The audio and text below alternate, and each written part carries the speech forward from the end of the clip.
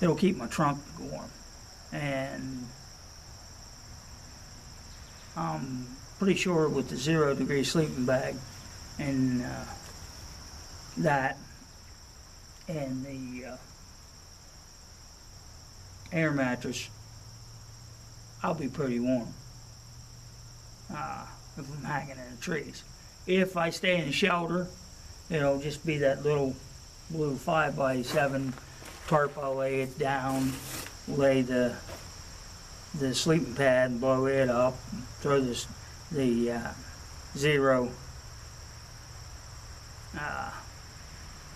sleeping bag down, and if I need, you know, a little extra protection, I can always take and throw my tarp, just unfold it halfway and throw it over top of me just to cut the wind off. And you know, I also have my puffy jacket, my beanie to put on, my extra wool gloves. I will have my expedition gauntlets on. I believe they'll be, and I'll find out in deer season whether the heavy gloves are going to be warm enough. And in muzzleloader season, of course, muzzleloader season, I can't wear them big gloves. But they're my cross-country skis, my snowshoe gloves, and I've never had my hands get cold in them. Of course, I may take the over gloves along with the wool gloves and the inserts. I don't know yet. I'll find out as I go. If I have to, when I go to town to get resupplied, I can always buy extra gloves at Walmart or truck stop. There's always gloves there. And of course, I'll have my hand warmers with me, so I'll be able to, you know, if they get real cold, I can put them in and warm them up a little bit. And of course, when I'm moving, I generally stay pretty warm. It has to be pretty blistery out. And of course, I got nylon pants and a nylon jacket to put over to cut the wind with a hood, and the puffy jacket, and my winter hat with a face mask. So, I mean, and I'll have a neck gaiter on. So I can, you know, add more to my face, keep my ears warm.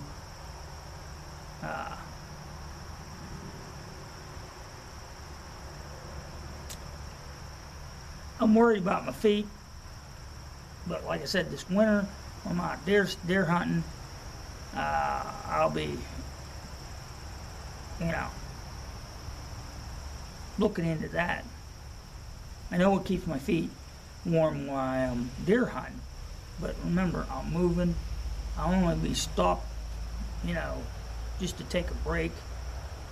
If I have to, I'll have extra wool socks with me. I can switch them out, tie them on the back here, and let them freeze dry, unless it's snowing. If that becomes a problem, I'll stick them down in the pack and put shake hand warmers in there and see if I can drive the moisture out of it. So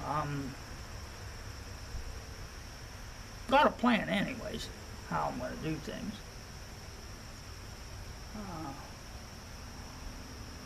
If it gets ungodly cold, I'll have to take a 0 maybe. You know, find town and get a hotel room or a hostel. But I'm not looking for it. As the year goes on, I'm going to start monitoring spring and mountain weather and the Smokies. I'll find a towel. I'll get the guidebook and I'll put the zip code into certain areas, and then I'll start charting it. And so that'll let me know. I might be able to not have to take the 0 bag. I might take the 30-degree bag and the down throw and the whoopee, and that might be enough. You know, if I'm sitting around the campfire and I'm a little cold, I can take the whoopee and, you know, wrap up in that and throw my poncho over to hold the heat. You know, I'll be warm. I mean, I've done that in bow hunting. You know, got a little chill, put the whoopee on, and you know, bring it up under my arms and pull that Gumby straight, you know, around my armpits, and that kept my trunk warm. And so I'm not really too worried about the cold. I'll come up or adapt or come up with something. Rain, you know, we'll deal with that. It's raining now. That's why I'm not shooting outside. Didn't want to get the gear wet. And I'm gonna go see. It's not raining real hard, but it's raining hard enough. So I'm gonna put the raincoat on and strap up here after a bit, and I'm taking a walk. I might take a couple selfies of me hiking. So I hope you enjoyed this. I hope it answered some of your questions. And I'd like to say one thing. I don't know if you guys can see that new hat. Somebody made fun of my other camo hat and said it looked ridiculous. So, Malcolm, I love this hat. So anyways, one reason why I chose the Hidden Woodsman, I mean, I have a great internal frame, but when I was hooping it up the falls, and I was sweating so hard, there was transfer of sweat right into my gear, and I had to, when I got home, I had to open up the sleeping bag. It was soaked with perspiration, and let it dry out. My extra clothes, even my socks was damp. So that's why I chose this on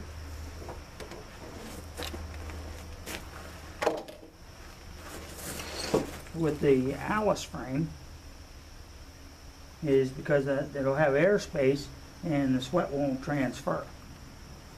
This will get wet, but there's an airspace in there. It won't transfer into the middle of the pack. Yeah, there's lighter packs, but a lot of those guys that are carrying them fiber carbon packs, is, you know, they're darn expensive. So I'm going this way. I know it's a little heavier, but between the comfort and non-transfer of sweat, and I sweat like a racehorse. And besides, I really like the cut of this.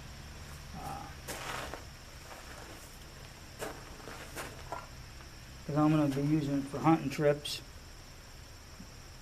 You know, like in deer season, I'll put 2 2.5 days of food in there, and water, my tarp, and sleeping bag, and my extra clothes in there.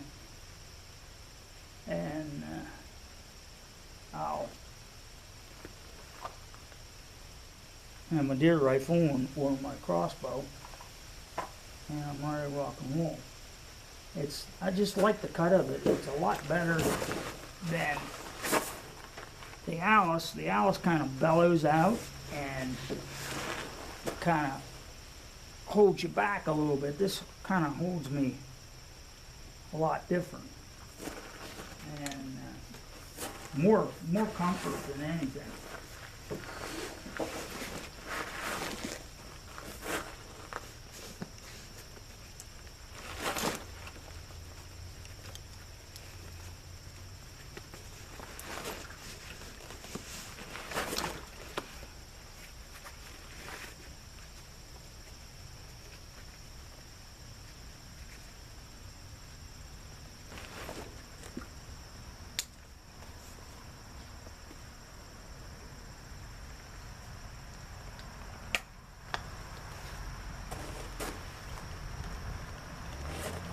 I literally wore the old Alice out that was on this frame on the Mid-State Trail. The rocks and briars and stuff tore it up.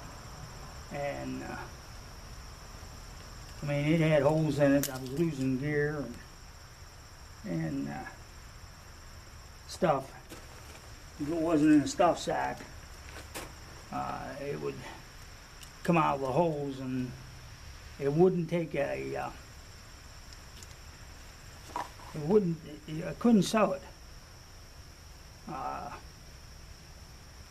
So I had to put everything in a big garbage bag, and that's the way it fits on sideways. I hope that comes out in the camera. But it's sure nice. Feels good. It's 40 pounds the way it's packed and what I got in there. Now remember, now I got 10 days worth of food in there. So if it's 5 days to the next town, I'll only be carrying 5 days. So it'll be less. It'll be around 30-some pounds. And if I know that there's lots of water and I can stop and fill up and filter it, I can just carry less weight by not having that canteen full. So I generally like to have 3. I'm probably going to pick up a Smart bottle, and I'll probably tie it on here somehow. So that's it. Thanks for watching. Like, share, subscribe, and we'll see maybe a few more pictures, but I don't think I'm going to do many videos on training. I might do some on the overnights on the hunt, but that's about all.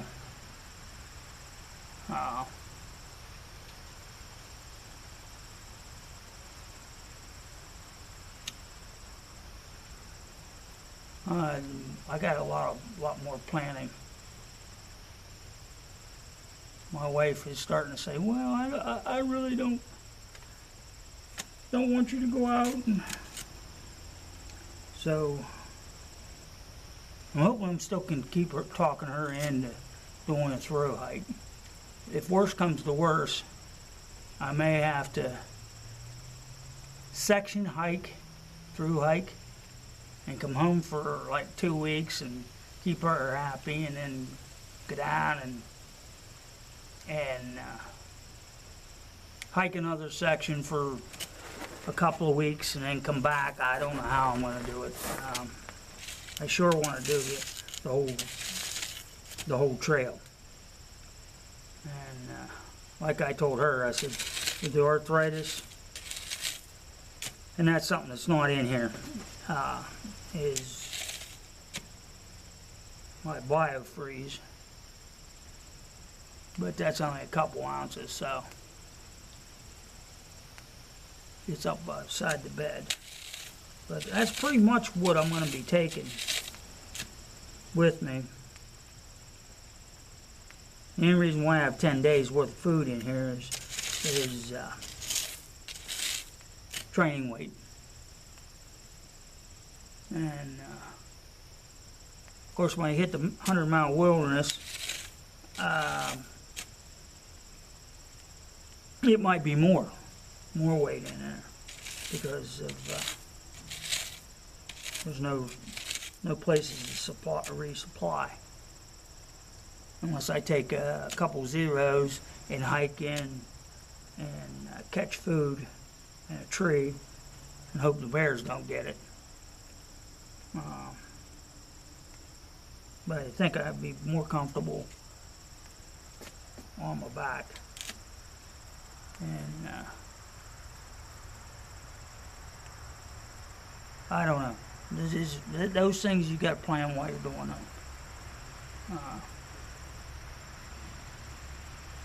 I'm not going to worry about it till I get closer to the 100-mile wilderness.